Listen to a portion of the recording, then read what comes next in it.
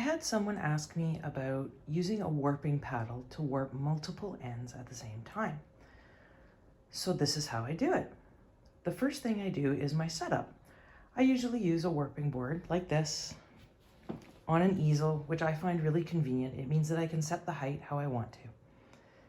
One of the things that I often do, especially if I'm using multiple different threads here, is I'll set them at the bottom and I'll take a large reed. I think this one's a 6 ends per dent, maybe 8. Doesn't really matter. It's just a reed that fits across the width of my warping board. I set it across and each thread comes from a spool up through. You can see that they're coming up here. And what that does is just keeps them separated and keeps everything from getting all tangled up. The biggest trick is that the spools down here need to have a little bit of space between them. Doesn't really matter what order. In this case, I'm using some yellow and some red, brown type things just for demonstration purposes. So after I set them up, I bring the threads through here and then I thread them through my warping paddle. So you can see here, hopefully, that I've got light threads in the holes, and I've got dark threads in the slots. This is just for demonstration purposes. You would do some sort of repeat. They might be all the same color. You might have a stripe pattern that repeats regularly. You could use all of the slots and holes. Just depends on what you're doing. Now I've got my warping paddle and I've got my ends threaded through. I'm alternating between the dark threads in the slots and the light threads in the holes. One thing that I generally do is I try to make sure that the end that is closest to the back side, away from the handle of the warping paddle, is in a slot. So if I lay them this way, you can see I've got slot, hole, slot, hole, slot, hole. I could end up with another slot or a different hole, that's fine. The end one here doesn't really matter, but if the thread that is on this side is in a slot, it means that I have control whether it's up or down. It just makes life easier. The nice thing about this rigid heddle style slot and hole warping paddle is that I can easily form 2 sheds. If I've got tension on it, if I lift this up, I can put the threads in the slots that are dark in this case on the top. If I pull those threads down, now the threads in the slots are on the bottom. So you can see I can create one shed and then another shed quite easily. If I thread one thread in a slot and one thread in a hole, I will end up with a 1x1 cross. I could also thread 2 and 2 or whatever number I wanted. When I hold my warping paddle, I grab the threads from the source in my hands. That provides tension. I've got my index finger underneath them and I hold the handle of the paddle.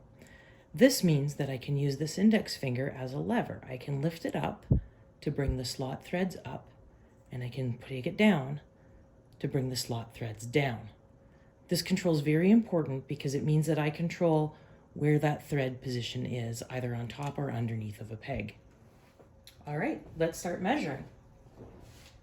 Again, I'm going to grab the threads with my index finger underneath as my lever finger. The rest of my fingers are going to provide tension and hold the handle.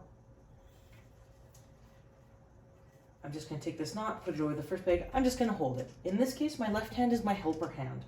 It keeps things in place. It keeps anything from slipping off the pegs because we don't want that. So I'm going to have my lever finger down and my slot threads are down.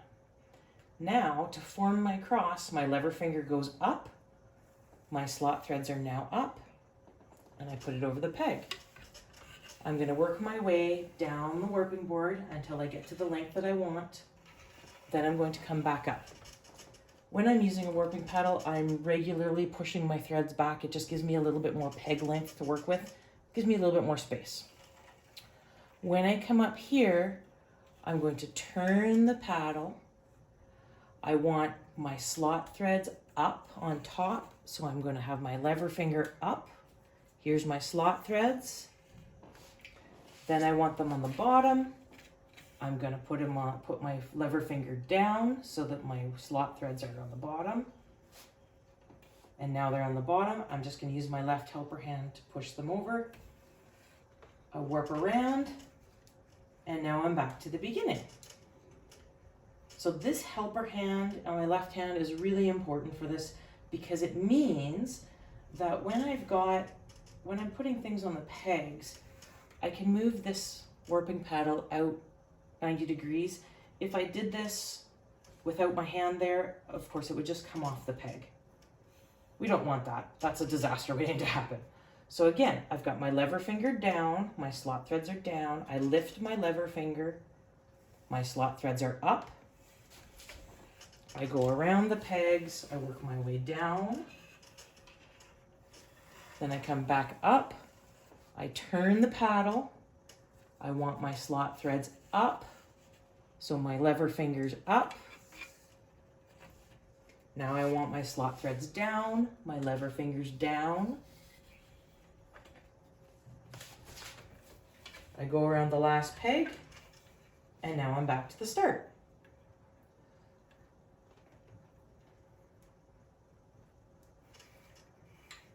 Lever finger down, slot threads down, lever finger up, slot threads up, down I go, all the way around.